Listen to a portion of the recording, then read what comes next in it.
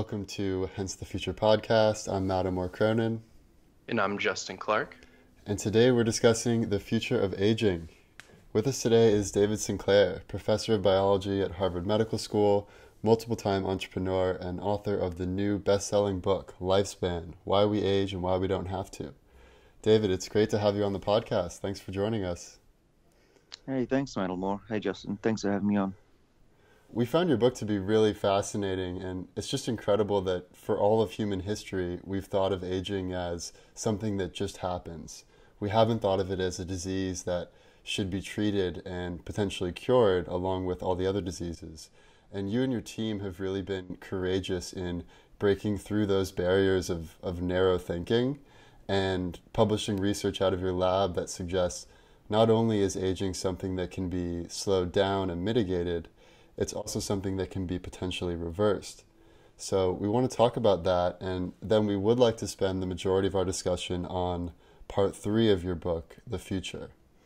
So to start, perhaps for our listeners, you can provide some context around why do we age, why might we not have to, and how has our thinking about the science of aging evolved? Yeah, well, biology, and especially the science of aging, was really the backwater of the sciences. And 30 years ago, it was considered a career-ending move for me to start working on aging. But I did it anyway because this is what I regard as the biggest problem that we face, and it needs to be worked on. Now, if you fast forward 30 years to now, the science of aging is at the forefront of biology. We've been publishing in my lab and about 20 of my colleagues in the leading journals of the world. And the science is now pretty advanced. We know the genes that control aging in our bodies. There are a few dozen of them. They fall into 3 camps. But we also know, this is very recent, I made these discoveries as I was writing the book, which is lucky for all of us. We've discovered that there's a backup copy of youthful information, so we can reset the cell's hard drive and turn the clock back. We call this the epigenome, the systems that control which genes are on and off. And my theory, I call it the information theory of aging, is that we lose this epigenetic information over time and we can reset it. So I've gone from, we might in our lifetime live a bit longer, a few more years, to there are definitely things we can do in our lifetime to live 10 or more years, maybe even 20. And now I'm saying I don't even know where we're going to be because we can now reset the age of tissues, at least in mice right now. Yeah. But we may be able to reset them not just once, but 30, 40, maybe 100 times. Wow. Yeah, that would be amazing. So maybe could you talk a little bit more about what happens when you reset these genes? Are there some side effects, or do they completely reset to a younger age? Yeah. So the analogy is that there's a pianist, and the piano is the genome, and there are 20,000 keys, each one being a different gene. Yeah. And the pianist is playing the beautiful song of the life of the cell. And the cell has to play the same tune. If it's a different tune, it'll be a different type of cell. Yeah. But the pianist starts playing keys incorrectly in our teenage years, in our 20s. She's making a fair number of mistakes. By the time you're my age, 50, it's not really pretty to listen to. And by 80, you're going to walk out of the concert. And here's what we discovered is that you can replace the pianist, or at least you can fix her eyesight so she can read the music again. And the cells that we reset, the part of the body we've focused on is the retina, the back of the eye in mice. We can damage the back of the eye. We can pinch it. We can give it glaucoma so that the pressure in the eye damages the retina. Mm-hmm. Or we can just let aging take its course the same way it does in our eyes. And the nerve cells in the back of our eyes lose their identity. They forget that they're nerve cells and they don't work. Now, what we've been able to do is to put a combination of 3 genes called Yamanaka factors into the back of the eye with a virus and turn them on with just an antibiotic called doxycycline. We chose to turn it on with doxycycline, by the way, because we didn't know what was going to happen. We needed an on and an off switch. And when we turn it on for just a few weeks, these mice get their eyesight back. Old mice can see again. And when we measure the age of those cells at the back of the eye, we can do that very accurately now. There's a clock inside cells. Basically, they're building up scum or plaque on the genome, which we can read. And the more you have in certain places, the older the cell is. We can see that when we reset the age of the eye, you do get the clock to go backwards. And what's remarkable is when you do that, the eye acts as though it's young. Not because it thinks it's young, but because it literally is young again. And it works. It works perfectly in the case of the old mice. Now, we were nervous, of course, because no one had ever done this before. It could have failed, but it could have also worked too well and stripped all of the plaque off the DNA, and that would result in a stem cell, a pluripotent stem cell, that would have probably caused the eye to not only become blind, but to become a giant tumor. So we have to be very careful about how we do this pianist replacement, and we don't just completely smash the piano with a sledgehammer. But fortunately, the cell knows how to become young and not further if you do it just right. And beautiful things happen. So we've done the eye, and we're going to be we're currently working on other tissues in the animal of resetting that as well. That's incredible. And I actually talked to my cousin who's an ophthalmologist about some of your work, and he was really interested with, what could happen in his field and how it could progress. And, he was wondering, is there a point where it's too far gone, where the optic nerve is just totally dead and you can't reverse it? And it's something that can be reversed more if you're, having issues with the eye, but the cells themselves are still alive? Yeah, well, we can revive nerves that are dysfunctional and old and damaged, but we can't bring them back from the dead. It's not that powerful a technology. So you do need some semblance of cells. The good news, though, in the eye and the ear, you don't need a lot of cells to be able to see something. In fact, in the ear, which is the largest cause of disability in the elderly based on loss of senses, and no one's even talking about it, really, of being able to reverse hearing loss with a therapy, not in a big way. But what we've realized is you can maintain just 10% of the cells in your ear, and you still have really great hearing. 90% is extraneous for reasons that we don't fully understand. But you don't need a lot to get a lot out of an eye or an ear. Wow. And is that something that you guys are thinking for potentially a future experiment where you apply it to the ear and growing back hair follicles? It's a current experiment, so wow. I'll let you know how it goes. That's awesome. I don't know if you know, but Justin and I do work for a company called Sonic Cloud, which is a personalized app that helps you hear. And it's you're totally right. In the hearing space, it's basically there's like no hope for actually curing hearing loss. It's all just about how can you cope with it, in the best way possible.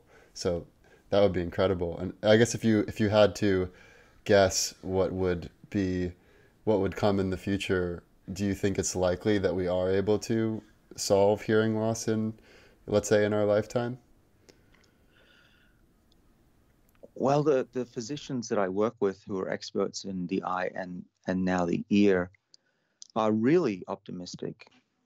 I get criticized because I'm Mr. Optimistic, and I think that we're going to solve this. Like talking to the Wright brothers, are we ever going to fly? Of course we are. We understand how things work now.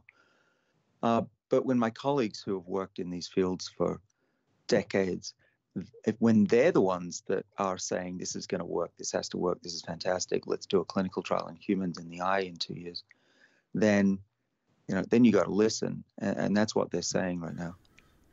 Right. I'm also curious about if there's anything particular about the brain. Like, for instance, my grandpa had dementia later in life, and your book really resonated with me when you talk about your grandma and how she was a shell of her former self that she was in her youth. And I felt the same way about my grandpa. Is there more difficulty with restoring someone's mind and the cells in their brain and their neurons, or do the same sort of learnings that your lab has realized from the experiments with mice and yeast cells, could that also apply as well to the brain? We're testing that. We are actually making a mouse where we can reprogram the brain. And we're curious whether you will lose memories if you get younger. And it'll be interesting if you even regain memories that you've lost. And those two questions are what we want to figure out. We don't know the answer to that. My hunch is that there are memories that we can regain. Li Wei Sai is a researcher at the PCAR Institute in Boston, and she's found that there are certain things you can do to recover lost memories in Alzheimer's. And so what that means is that patients really haven't lost their memory, they just can't access them. And I think if we make the brain young again, there's every chance that our grandparents would actually wake up and remember a lot more than they currently do. That's interesting. So with a younger brain, is that like just speaking about the mechanics behind that, is that like, does the brain look like it has more gray matter? Does it have more neuronal connections? Like what does a younger brain look like when compared to an older brain? Or is that? It should look the same. Okay. Yeah. Okay. It really just, when you look at the genes that are switched on and off, they'll be in a more youthful pattern. And that's what we see in the eye. Okay. Okay. All right. Now, another question that came up when I was talking to some of our research team is the delivery mechanism.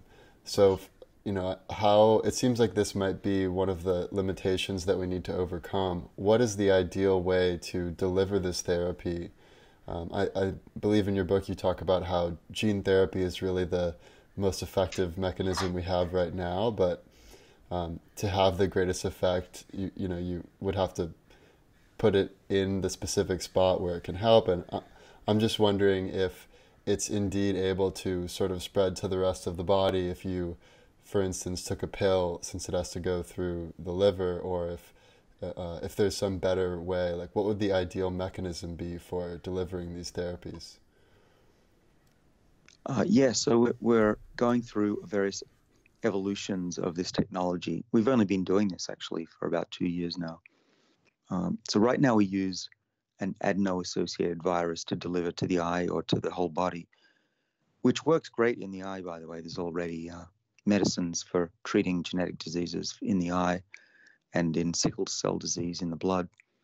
But these viruses aren't perfect. They do go to the liver by far, and we'd rather have it spread evenly around the body. So stage 2 is to use viruses that are now evolved to be more easily spread through every cell type. It's not perfect just yet, but they're getting better and better. There are now millions of different types of viruses you can choose from to be able to infect mice and people. But ultimately, I want to get away from viruses. I want to go to a pill, which would consist of some chemicals that reprogram cells the same way that the virus can do right now. And that's why we're searching through thousands of different molecules to see which ones can do what these genes actually do. And that's the easy part, actually. The hard part was actually realizing that there is a backup copy of youthful information. And now it's just a question of what's the easiest way to access that. Right. Yeah, I love the metaphors you use in the book about the digital backup copy and polishing the DVD and the stem cells coming down from the mountain. They're really a useful way to think about it. And I guess before we get into the future scenarios, I know our listeners are really going to want to hear what they can do specifically for themselves to live a longer, healthier life.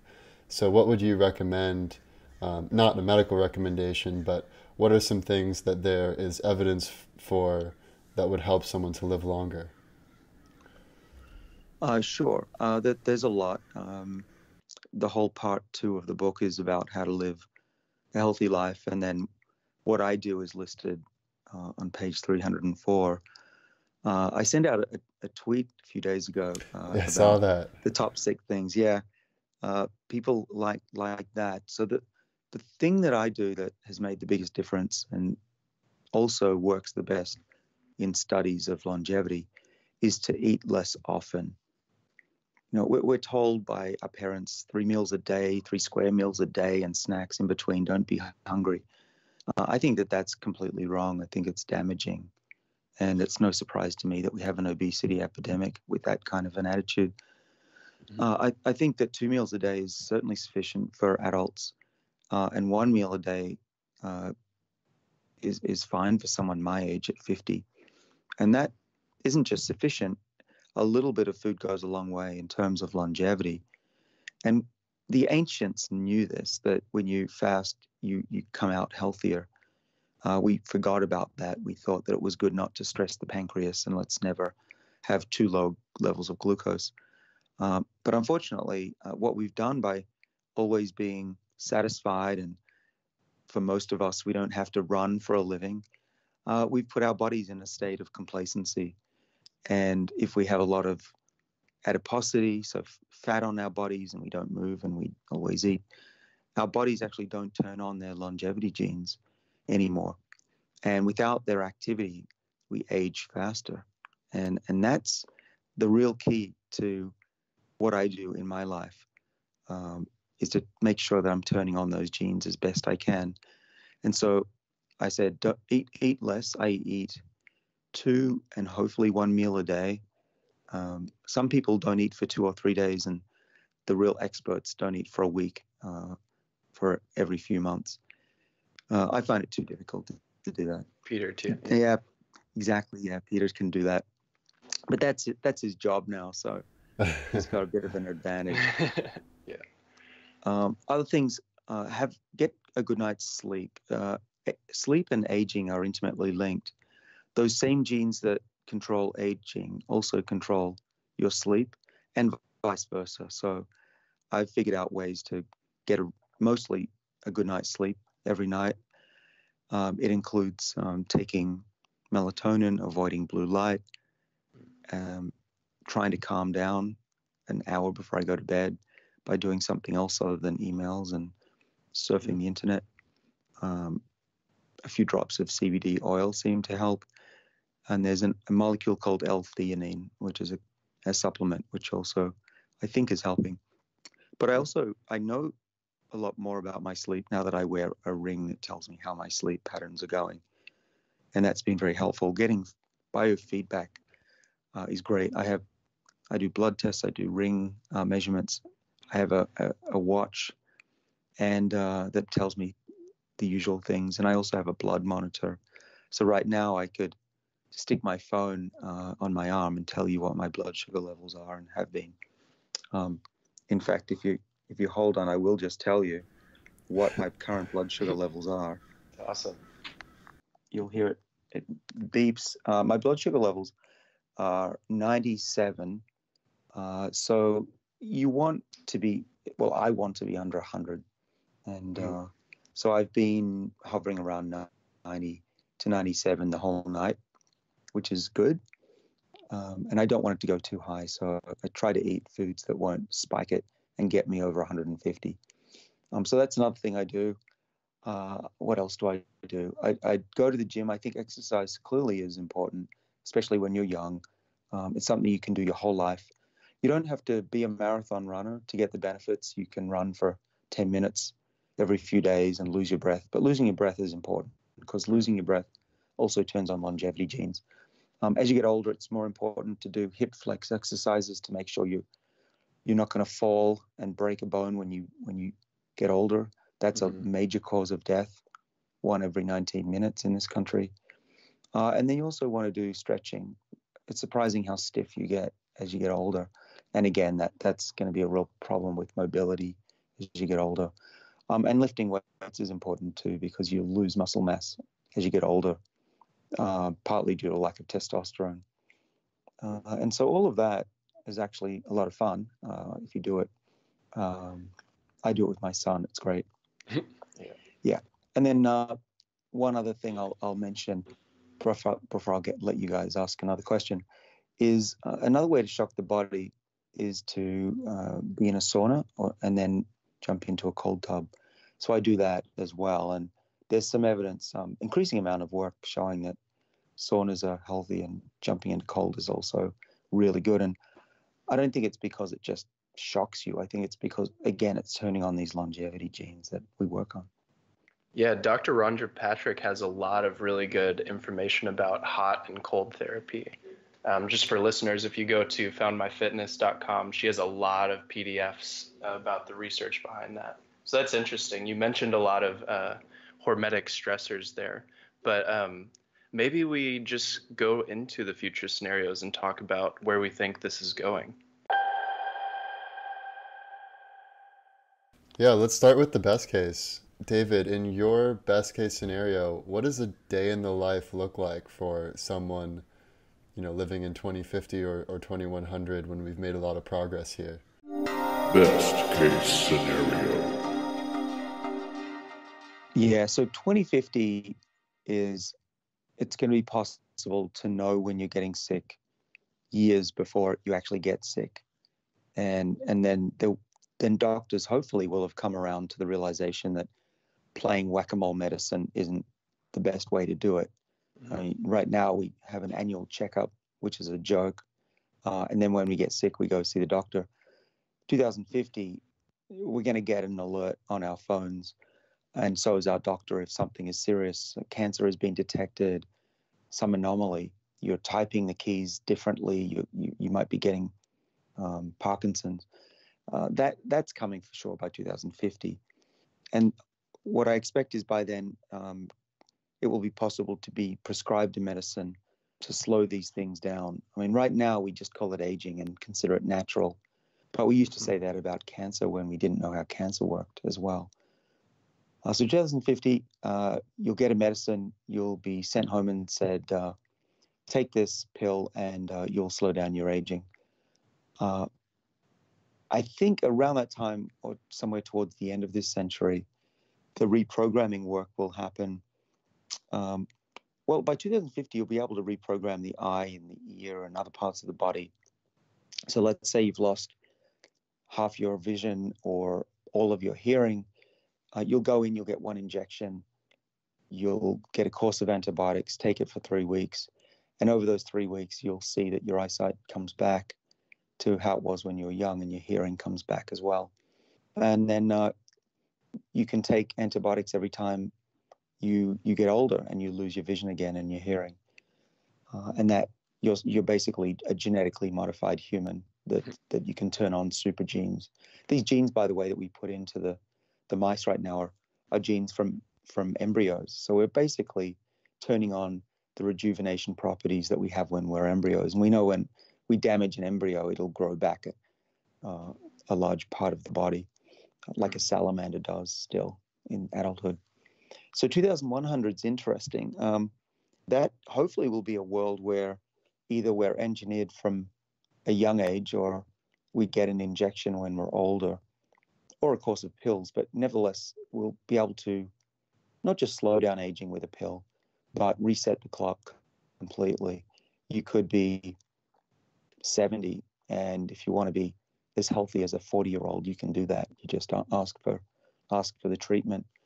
And parts that have been damaged irreparably, I don't know, let's say you've lost a finger or your liver is not worth saving, we'll just grow you a new one. You can put viruses in your finger and it'll grow like a salamander, or we'll take a skin cell. You'll have a bank of pluripotent stem cells that have been made out of your body, and they'll just grow you a new liver. It'll be a little liver when they put it in, but livers, once they're in the spot, they grow to the right size. Somehow they know, and nobody knows why, but somehow they know what size to be inside your body. And so if we live long enough, and kids these days should be able to make it to that time, it will be possible to reset their biological age. That's amazing. Yeah, and in your book, you talk about your frustrations with the current state of medicine where, your daughter had Lyme disease, but it took so long to actually get the test results and get the treatment that she needed. And I actually had Lyme disease as a kid as well, although I had the ring around it, so they were able to catch it pretty early. But I'm curious if you could say a bit more about this vision you paint of where you could actually just swab your some saliva or prick your thumb and then upload it to a computer and have a remote doctor sort of instantly give you a diagnosis based on those results. I loved your vision of that, so maybe you can say a little bit more about that for listeners. Yeah. Well, the funny thing about what I wrote in the book is that the reason I know so much about it is that each of these technologies, I've started a company to do it. And one of these companies is called Arc Bio, ARCBIO. And Arc Bio was a spin out of my lab and another lab at Stanford that works on retrieving DNA out of ancient artifacts like mummies. And what we've figured out is that we can very rapidly isolate DNA from either the blood or the skin, wherever you want, and run that through a DNA sequencing machine, which are getting faster and faster and smaller, even faster than Moore's Law. You can now do what used to be $1 billion genome 20 years ago for about $100. And instead of it taking 5 different countries to figure this out, you can do it on a candy bar sized device that's attached to your computer. And by 2050, it should basically be a home test on a little device. It could be on your phone for all we know. And the cost will be free. The most expensive thing in the test will be the needle to prick your finger. But what we're doing right now is it still takes about 24 hours to process and run the samples, but that'll change. We can take a blood sample from a patient and find all the foreign DNA in the bloodstream. We take out the human DNA because we don't need to waste our money on that. And we run it through algorithms. We have a database of all known pathogens to humanity, and we're going to find new ones that people have never found before. And then it's pretty quick. We just say, here's what you've got, and here's how to kill it based on everything we know. And this is artificial intelligence, machine learning to do this. But imagine a world where, and it's only a few years away, that every child with a runny nose comes into a doctor's office, and the doctor on the spot takes a sample and the machine tells the doctor what it is. Why guess at what things are? Why wait for a few days to try to grow what's in the body? And a lot of things like Lyme disease don't grow in the lab. So you have to use these technologies if you want to make a fast diagnosis.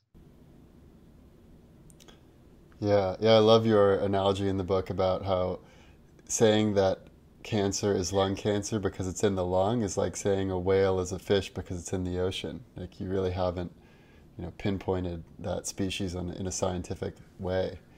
So I really like that. I wonder if you could say a little bit more about how society would change, or just how it would be to live a life in this kind of world where you have so much more time, where you're not rushed, and you open your book by talking about living like a 6-year-old forever, and how that could really change the nature of existence. So I'd love to hear your thoughts on that. It's it's a world that'll be as different to those people, probably us, looking back at today as we look back at the 1920s, when people would die from a splinter and childbirth and polio. We would that's hell on earth for us to think about a world like that.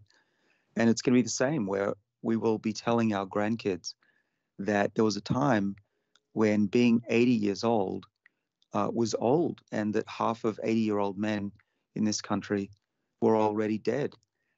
That is a tragedy that in the future will not happen at all. And my father is a good example of what a life can be like at 80. He started changing his life in his 60s and 70s. He started exercising a lot in 70s, started taking some supplements that he and I independently decided were worth taking, all three partly based on my research.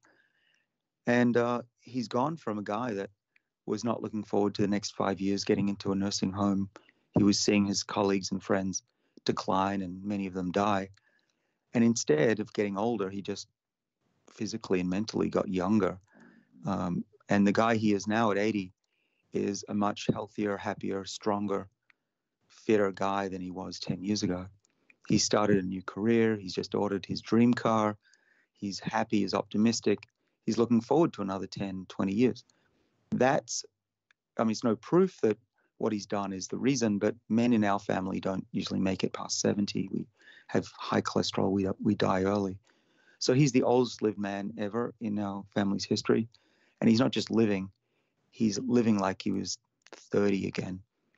But that's what I want the whole world to be like, that an 80-year-old is just getting started, just like my father is these days.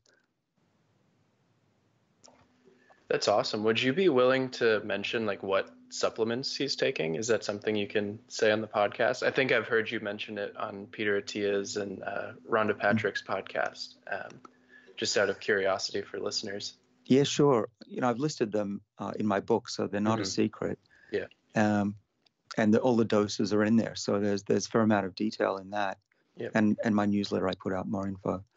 But yeah, the main ones that we work on in my lab that I take and my dad does, one is metformin, which is a diabetes drug. You need a prescription for that.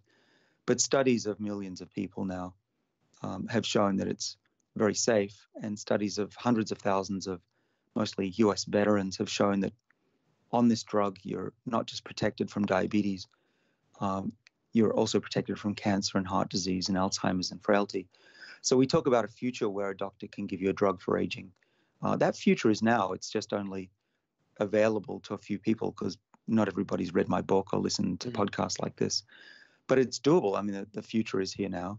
The other molecule is resveratrol, which is a molecule that's found in little quantities in red wine, about 1 milligram in a red wine glass. And I take 1,000 milligrams a day. So please don't go drink 1,000 glasses of red wine every morning. That will not make you live longer. But resveratrol has been a really great molecule for us. It activates the sirtuin enzyme that defends the body in many different ways. And I've been taking that, as has my father, for over a decade now. And our cardiovascular systems, I'm sure, are thanking us for it. We have no sign of any type of cardiovascular disease in our bodies, which I think is a good sign because, as I mentioned, people in my family typically don't make it this far. Right. And then the third thing that we think is a great combination for us is called NMN, not to be confused with M&Ms. They would, right. You can imagine that there's some idiot in their basement eating M&Ms and drinking 1,000 glasses of red wine for breakfast. Like, I'm going to make it. So, yeah, we do that. And NMN is a precursor to NAD. And NAD, which stands for nicotinamide adenine dinucleotide, it's a molecule that we need for life. It is needed for chemical reactions in the body. But it's also needed for sirtuins to work. And without NAD, sirtuins won't work hard at protecting us from aging. We won't burn fat as easily. We won't get strong. We won't keep inflammation in check. And so that combination of high NAD, resveratrol, which, by the way, you can think of as the gas for these enzymes, and the accelerator pedal, and then metformin, which we don't exactly know how it works, but it seems to be anti-aging. Those three things make us biologically feel a lot younger than we used to. I mean, I have a resting heart rate in the low to mid 40s, which is what you'd expect of an athlete. And I'm no athlete. I sit and type all day for a living and get on airplanes. I get to the gym just once a week and run maybe 10 minutes. But I've got a body like an athlete, apparently. So something's going on. And when we feed these molecules to mice, they run further, they have better blood flow, they have more endurance. So the way we feel in my family is what we see happens to mice. It's not proof, right? We need clinical trials, and those are ongoing. I've been doing clinical trials with a molecule that raises NAD in the body for about 2 years now with some great colleagues at Harvard. But that is all stuff that I can't report on just yet. I do know more than anybody on the planet except my co-colleagues, about NMN. And sometimes I'm criticized by saying, "Oh, David, you can't say that." Well, that's frustrating because I know far more than anybody, and I certainly know more than my critics about how all this works. It's just that sometimes it takes me 10 years to publish this work. And that's actually one of the reasons why I wrote the book. It's that I had so much information, even stuff that wasn't yet well known by scientists, and I wanted to tell the world about it because we need to mobilize an army to work on this. And right now it's just a few labs around the world. That's awesome. So maybe just to round out the best case, and then we can get into the worst case scenario for a bit. How long can people who are, let's say, alive listening to this podcast, let's say the average listener is a millennial, how long can someone like that expect to live? And then what would you say for, the next generation? Like Justin and I are, neither of us have kids, but we'll probably have kids in the coming years. Like how long could our kids expect to live just based on your best case scenario? Mm-hmm. Well, you guys should easily make it to 100. A child born today is, if the trend continues that we've seen over the last 100 years, 150 years, if that keeps going in a straight line as it has done so, a child born today will, on average, make it to 104. That's the average person who doesn't take care of themselves typically. Wow. What happens to someone who's really been taking care of their body? Right, 110, why not?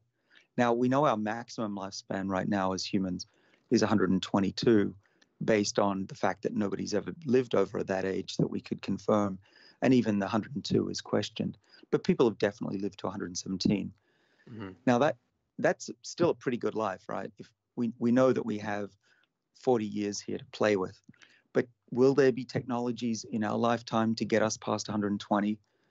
I think so. I think that the people who lived to those ages didn't have the technology, the know-how about lifestyle, about supplements, about monitoring, about organ replacement that we have now. So I think we'll break through the maximum barrier. And I'm hopeful that one day we'll be able to use our ingenuity to live like other species on the planet. A Bristol cone pine can live a few thousand years. A Greenland shark will live a few hundred, even up to 400 years. So it's not impossible to do this. But you might say, well, we're not a tree, we're not a shark. Well, what about a whale? A whale is a mammal. It's very close to us genetically. And there are bowhead whales that live 100 years longer than we do. How do they do it? Well, we think that pianist plays the tune for longer.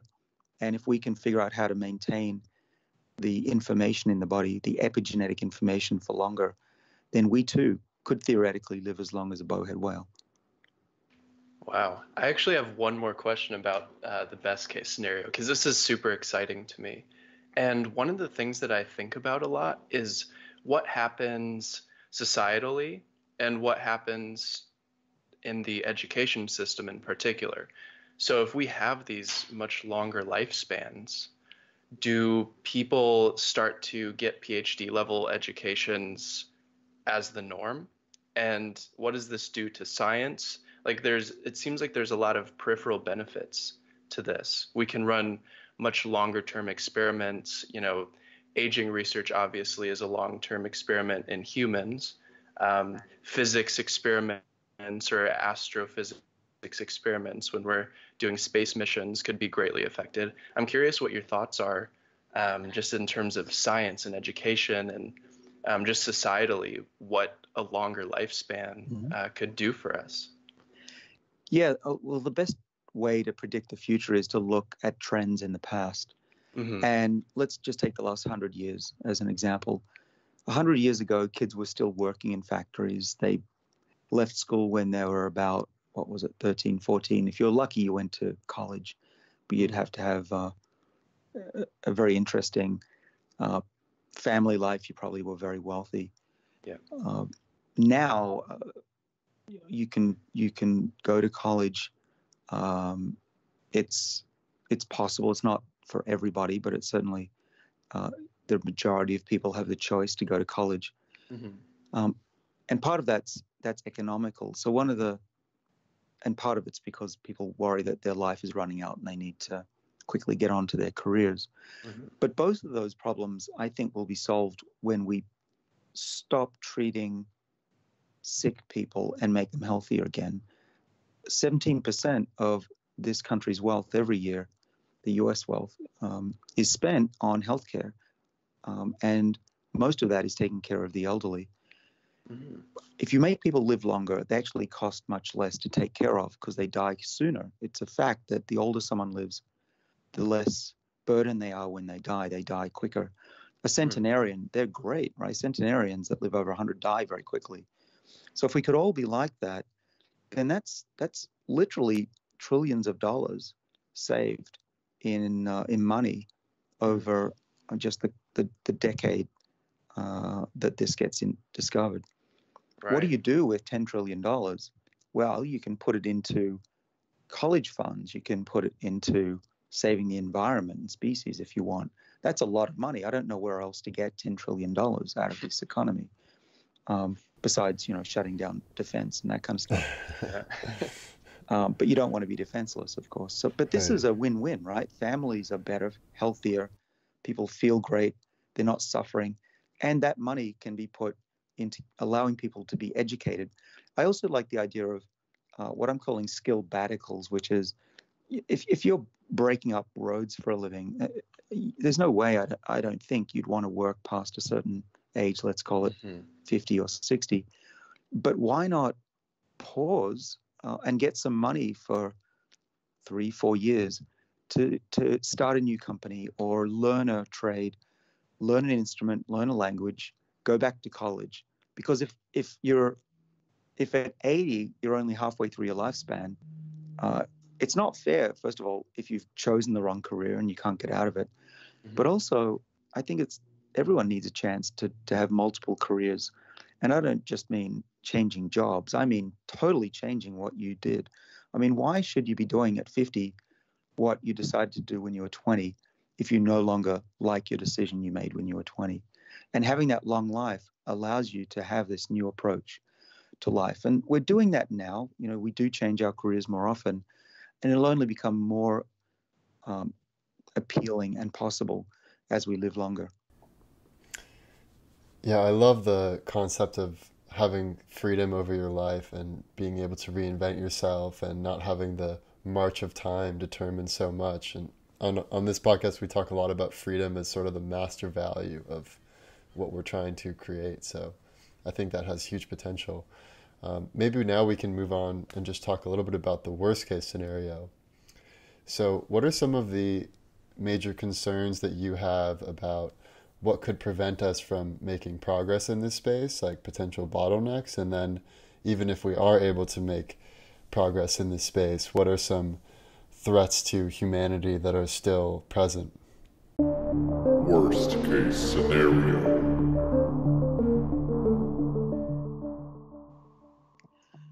Right. Well, there are some current threats to this not becoming a reality.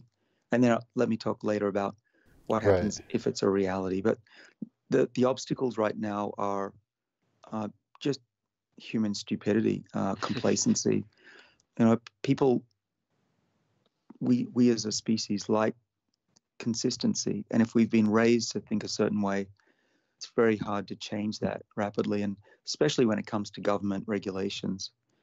And as you've seen, even in your lifetimes, things are changing, but it takes a generational shift.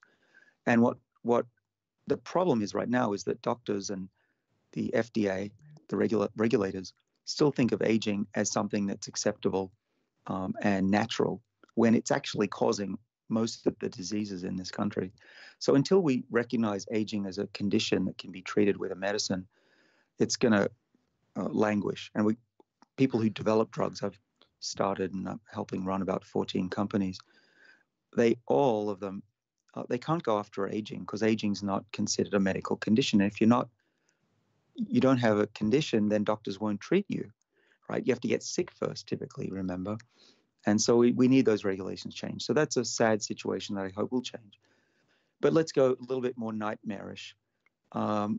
First nightmare is that we don't change the retirement age and people live to 120 and they've retired halfway through their lives, and Social Security just goes bankrupt even more than it currently is headed to. So that would be a stupid thing. I don't think that's going to happen because countries won't go bankrupt typically if they have decent leadership. But that has to change. That means we're going to have to work for longer in our lives, which some people aren't happy about. They don't like what they do. Again, another good reason to allow them to change what they do once you've paid back your debt to society. And then on a personal level, one of the things that could go horribly wrong is that these treatments have a side effect that we don't know about. Now, right now, I don't know what that is. We've studied a lot of mice and a fair number of humans and haven't seen any side effect. But I'm asked every day, could this cause cancer? Could it make the body stop making certain things and then it's worse than before? Is this like the picture of Dorian Gray where we stay young, but if we stop it, we rapidly age? I haven't seen that yet, but it could be that if you reprogram the body too much, you do cause cancer. And that would be, of course, something we really wouldn't want to do. And so what we're doing is being very careful about these clinical trials. We've been already spending many years just testing the safety, let alone whether they work or not. And that's also one of the sad things about what I do is that I can do a mouse experiment in a couple of years and 3 years. I know it works in those. But to do that in humans takes a decade. And just as an aside, it's pretty frustrating as a scientist to be criticized by some members of the media saying, oh, he talks about mice so much. Well, screw you. It takes $1 billion to make a drug. Of course we're going to do mice. But do you want me to not talk about it for another 20 years until we know it works for sure in humans? I can do that. But I don't think that benefits society. And the public has a right to hear about the research that they're paying for with their taxes. Yeah, it's a good proof of concept.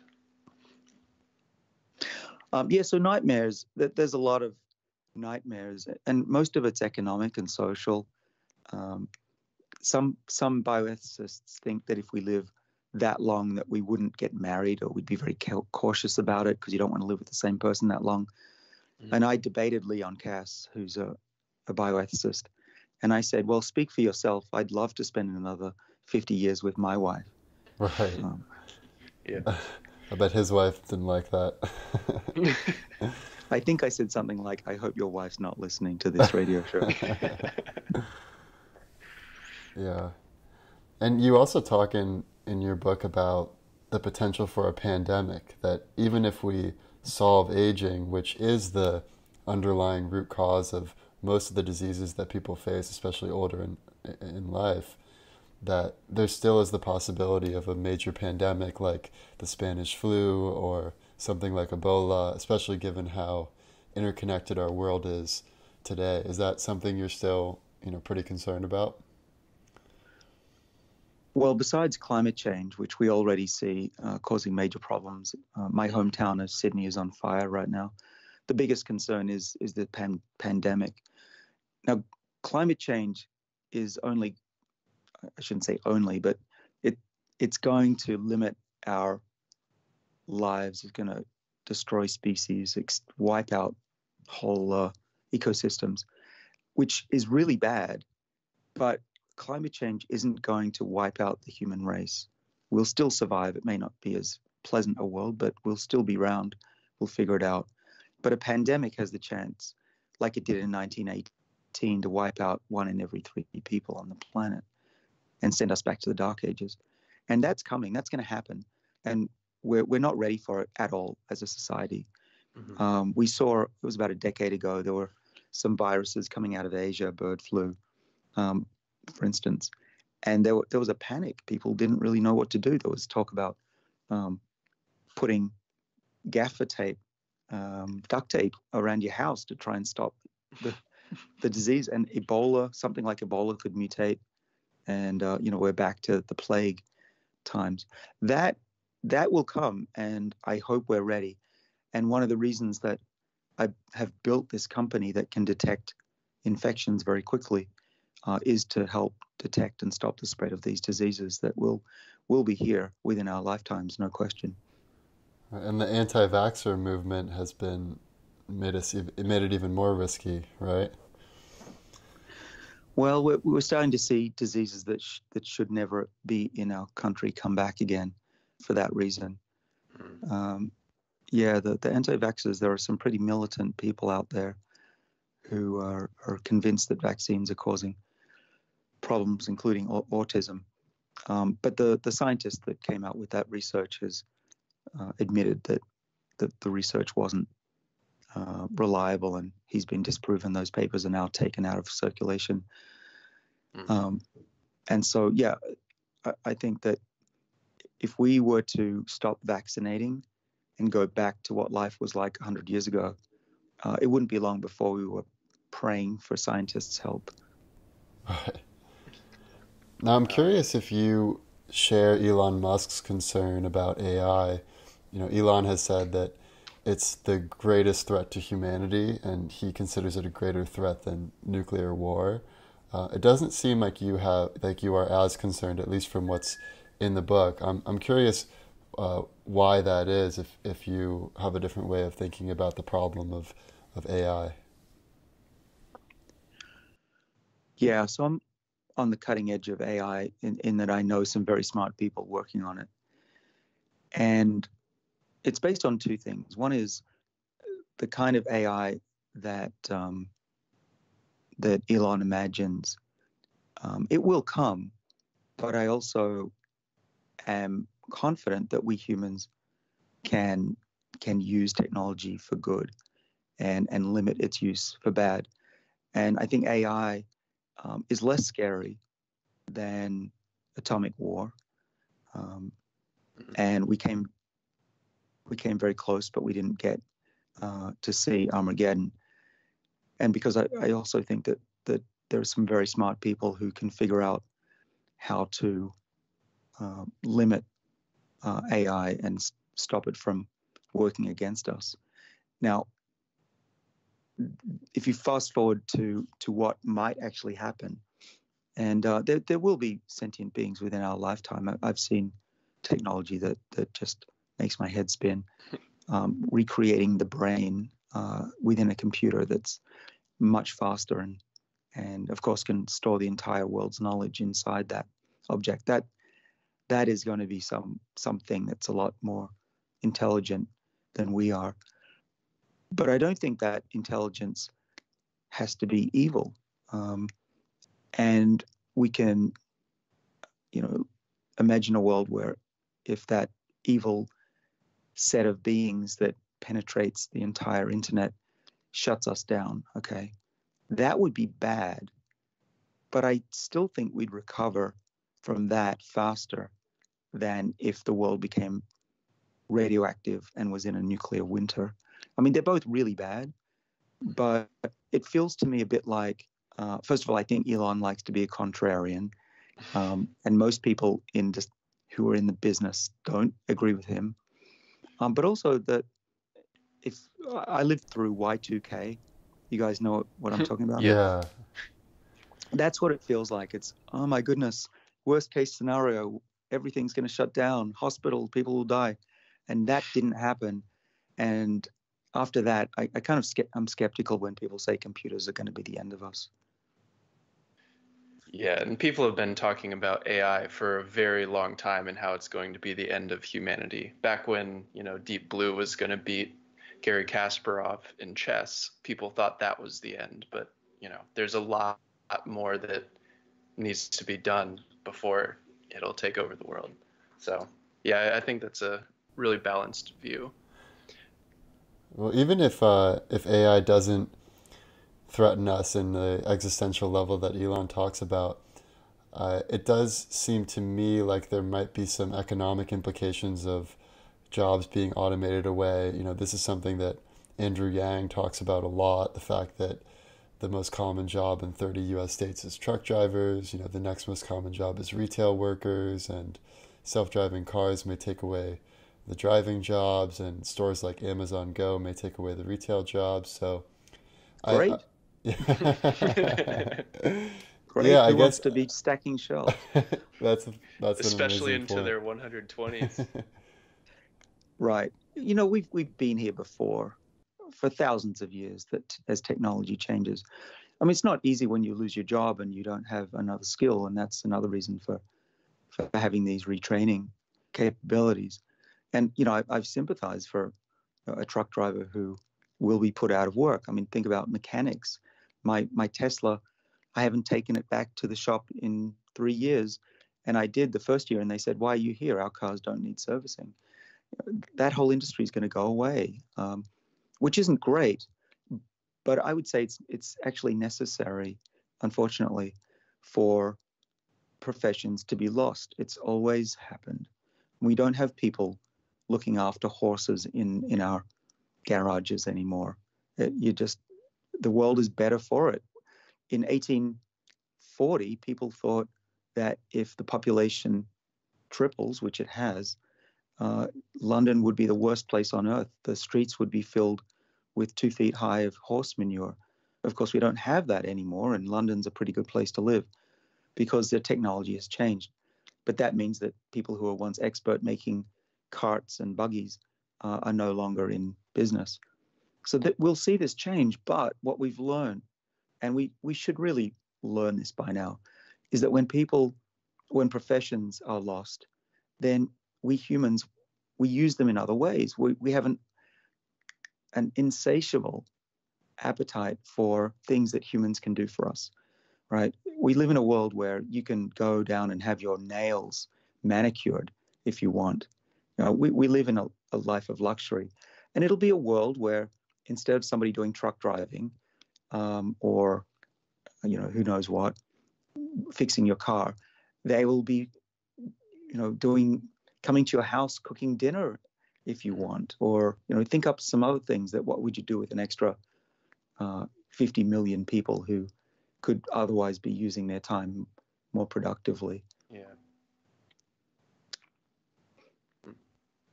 Yeah, it might look something like how in Japan, craftsmen are valued above almost anything else. So you might have people that specialize in like 30-year-old aged coffee with a 40-minute pour over. That was something that Kevin Rose and Tim Ferriss recently talked about in their trip to Japan, which is pretty cool.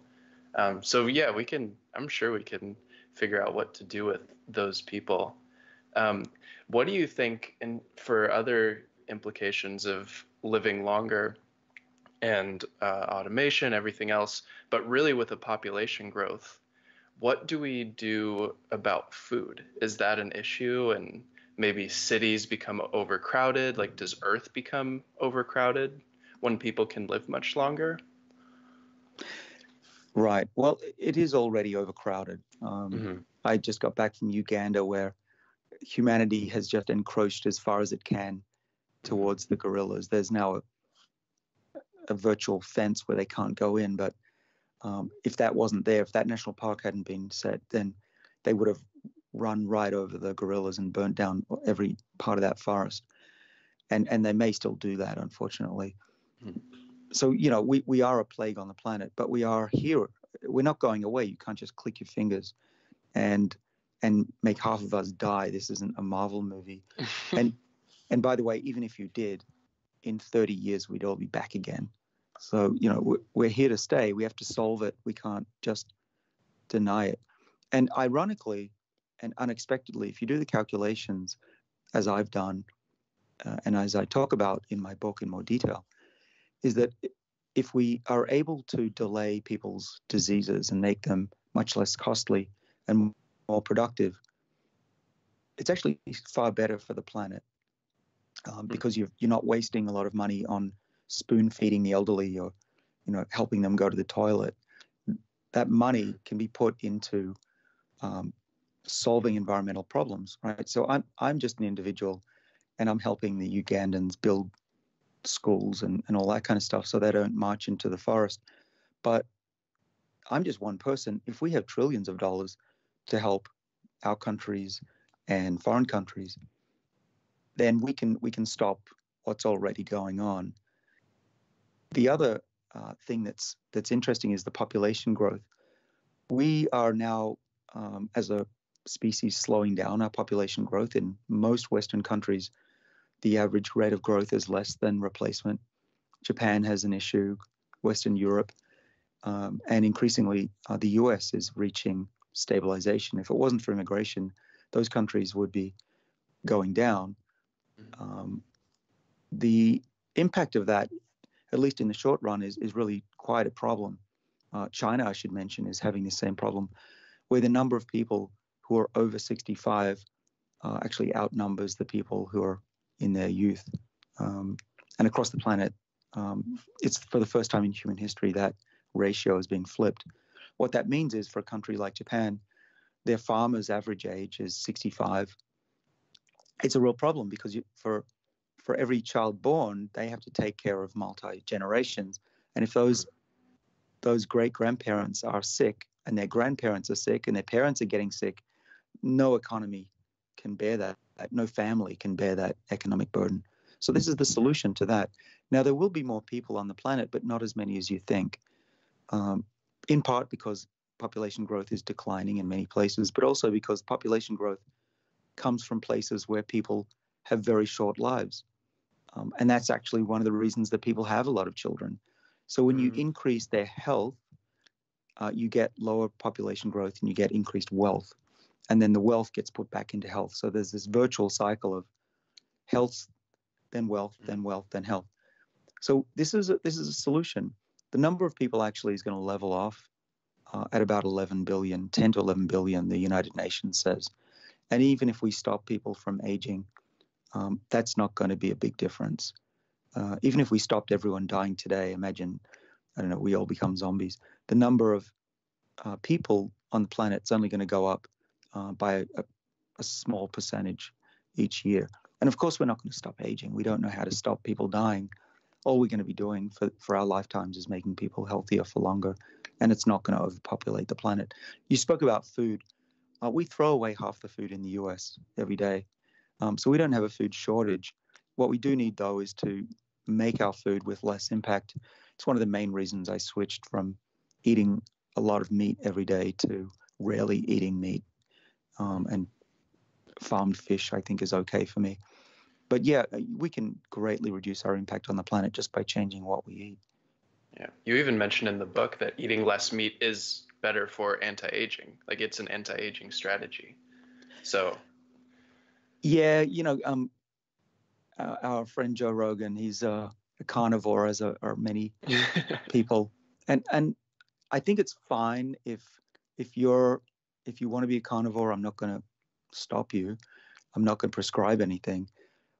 That said, I think that a carnivore diet is like burning the candle at both ends, because our bodies, if they're putting a lot of effort into growing and sustaining big muscles, then they're not putting that energy into surviving, into building a long-lived body.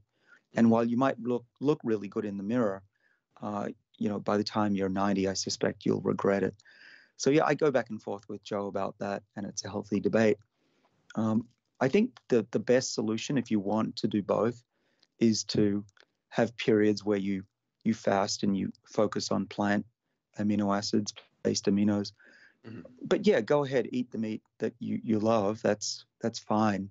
But don't do it all the time. Don't do it every day, because you need your body to actually think that it's running out of protein for it to turn on these major defenses that I've been talking about. That's interesting.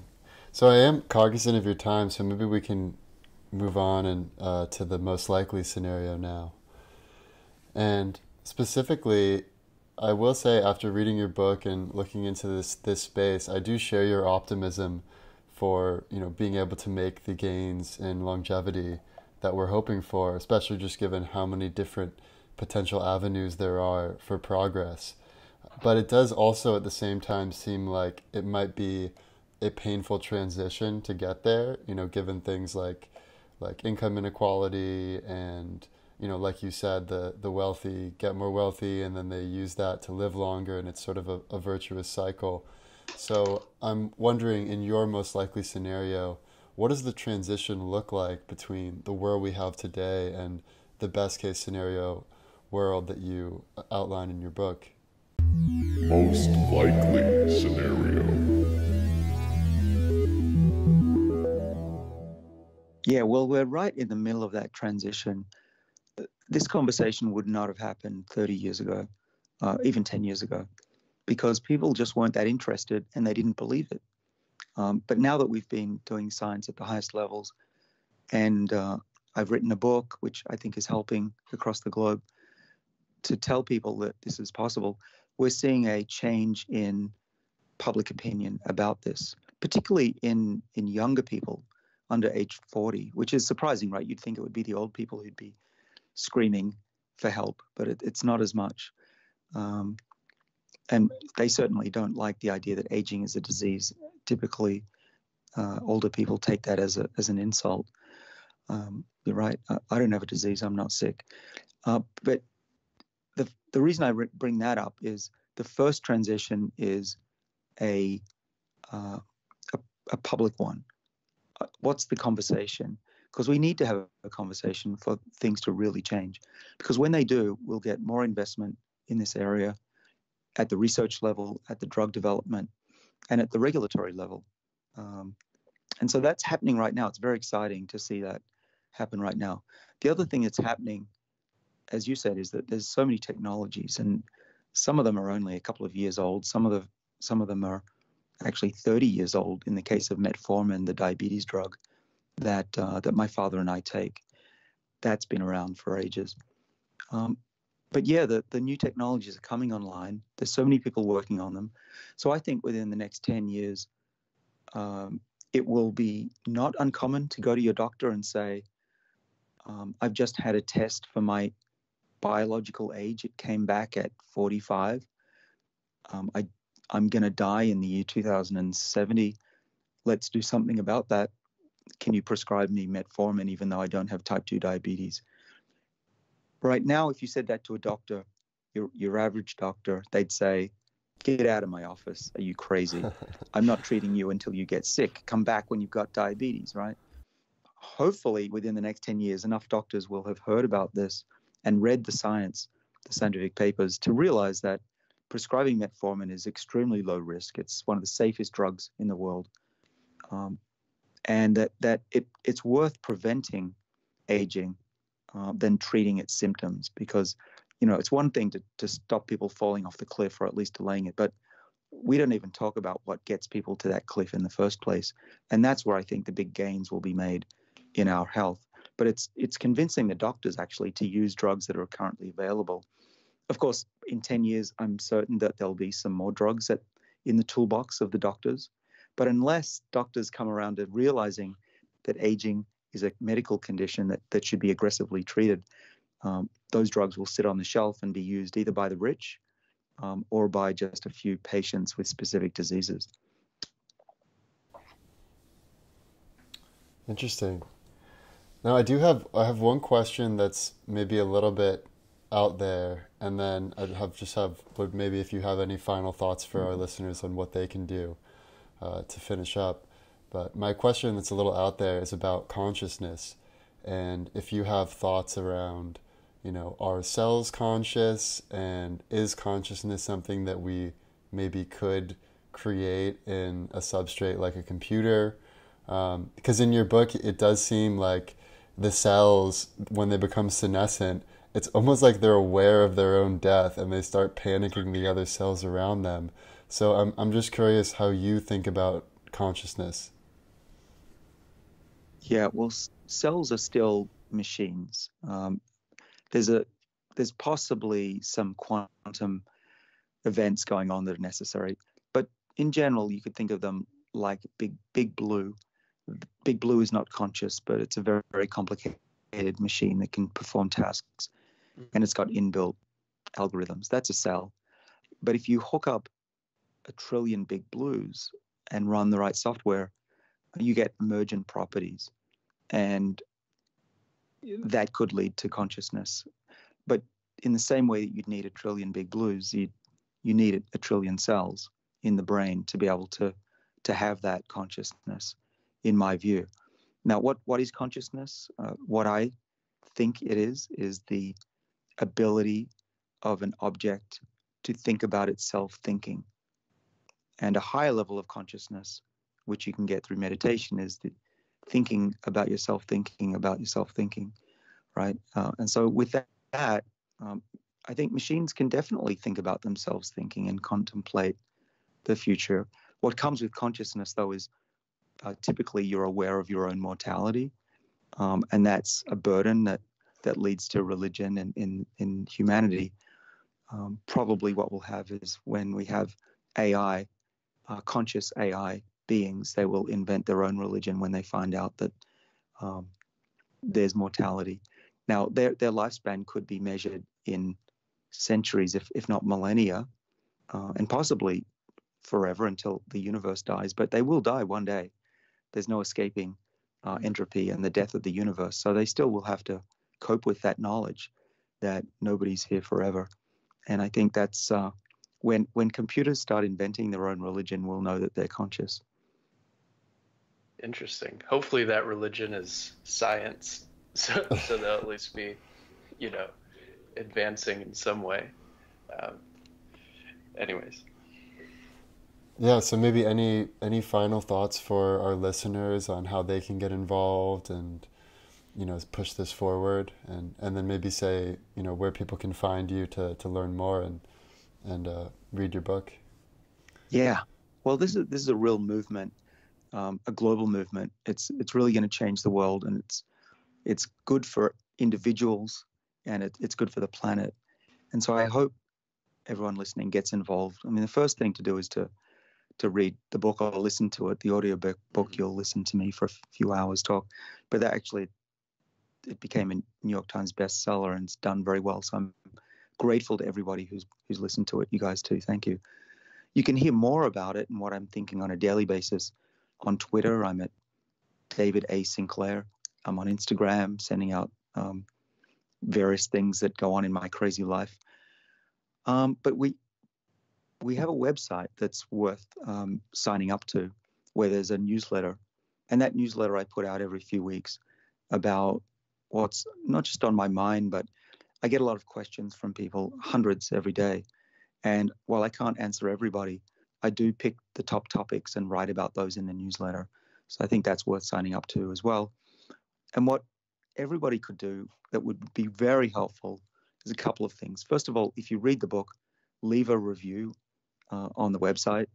That would be great. There are people who leave reviews who have not even read the book, and we need people who are actually believers and readers to leave those reviews.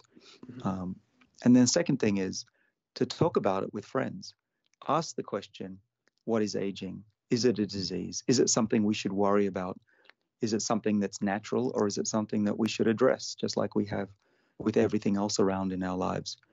And start that conversation, because the more people talking about it, the better. And eventually that'll filter up to world leaders, and they'll realize that this is something that we no longer have to ignore. That's great. Well, thank you, David, for taking the time to share your learnings and your passion for discovery. And thank you to all of our listeners. This has been The Future of Aging. Go read the book Lifespan. We're going to talk about what has happened, we'll see you next time. what is currently happening, and what will inevitably happen. The past, the present, and the future. Our computer is picking up a strange signal. The past, the present, and the future, baby. What's the world coming to? The past, the present, and the future. The past, the present, and the future, baby. The past, the present, and the future. Will attempt to stimulate consciousness. The past, the present, and the future, baby. Behind the strange signal is an alien The intelligence. past, the present, and the future. The past, the present, and the future, baby. It's possible.